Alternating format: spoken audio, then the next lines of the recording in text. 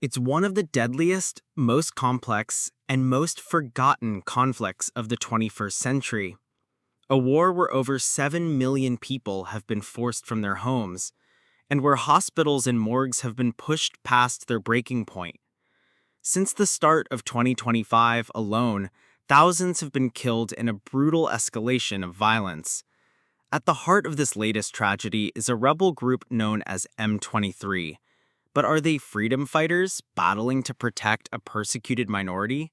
Or are they a highly trained proxy army fighting for control of unimaginable riches? The answer isn't simple. And to understand the violence tearing apart the Democratic Republic of Congo today, you have to understand a story of immense wealth, deep-seated grievance, and regional power struggles that began decades ago. Section 1. The Spark. How did we get here? To find the roots of this conflict, we have to go back to 1994 and the Rwandan genocide. When the genocide ended, more than 1 million Hutus, a mix of perpetrators and civilians, fled over the border into Eastern Congo, then called Zaire. Hiding among the refugees were the génocidaires, the very people who had carried out the slaughter of over 800,000 Tutsis and moderate Hutus. And just like that, an explosive security crisis was born. The new Tutsi-led government in Rwanda saw these Hutu militias on its border as an existential threat. This fear, whether justified or used as a pretext, has driven Rwandan intervention in Congo ever since. What followed were the First and Second Congo Wars, devastating conflicts that pulled in nearly a dozen African nations and left millions dead. The wars reshaped the region and set the stage for foreign interference and proxy warfare in Eastern Congo.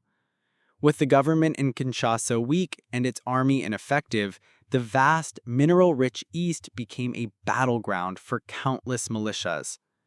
It's in this chaos that the direct predecessor to M23 was born, a rebel group called the CNDP, made up mostly of ethnic Congolese Tutsis, claimed it was fighting to protect its community from the Hutu militias still in Congo. After years of fighting, a peace deal was signed on March 23, 2009. The deal promised that CNDP fighters would be integrated into the Congolese National Army. But the deal was never fully implemented. By 2012, those same soldiers, feeling betrayed and marginalized, mutinied. They named their new movement after that date of failed agreement, the March 23rd Movement, or M23. Section 2. The Proxy War and the Double Narrative. M23's first campaign was a shock. In late 2012, they swept through North Kivu province and captured its capital, Goma, a strategic city of over 1 million people. They were eventually beaten back by Congolese and UN forces, but they never really went away. After years of dormancy, the group re-emerged in late 2021. In early 2025, they launched their most devastating offensive yet. In a lightning-fast advance, M23 fighters captured Goma again.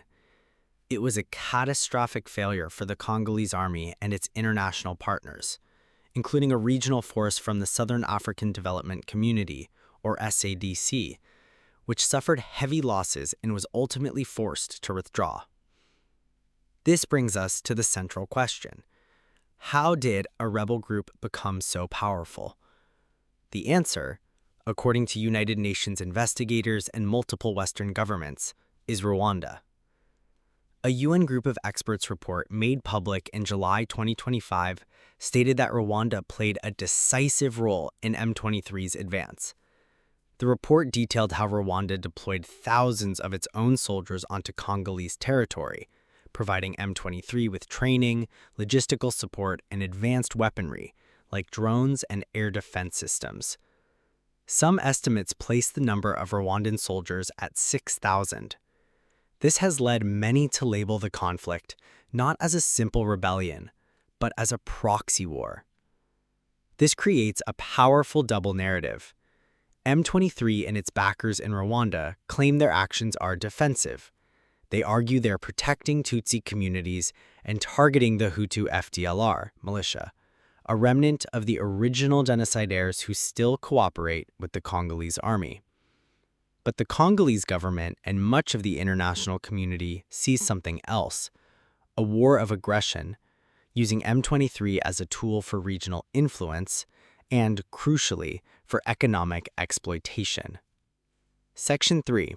The wider implications. Why it matters. And that brings us to the immense paradox at the heart of this conflict.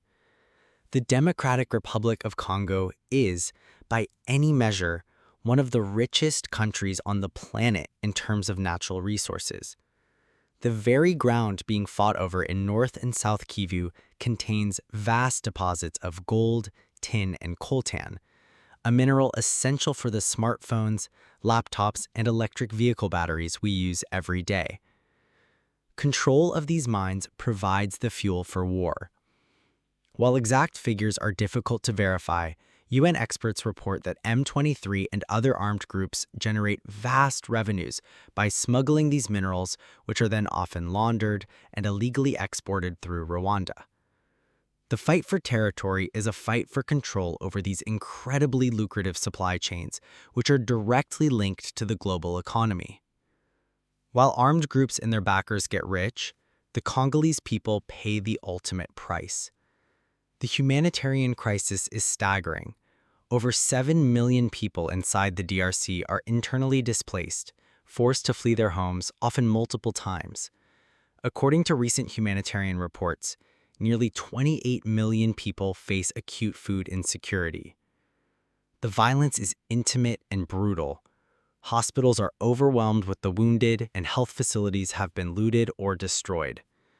Human rights groups have documented systematic repression in M23-controlled areas, including extrajudicial killings, torture, and widespread sexual violence. With the breakdown of services, diseases like cholera and measles are spreading rapidly.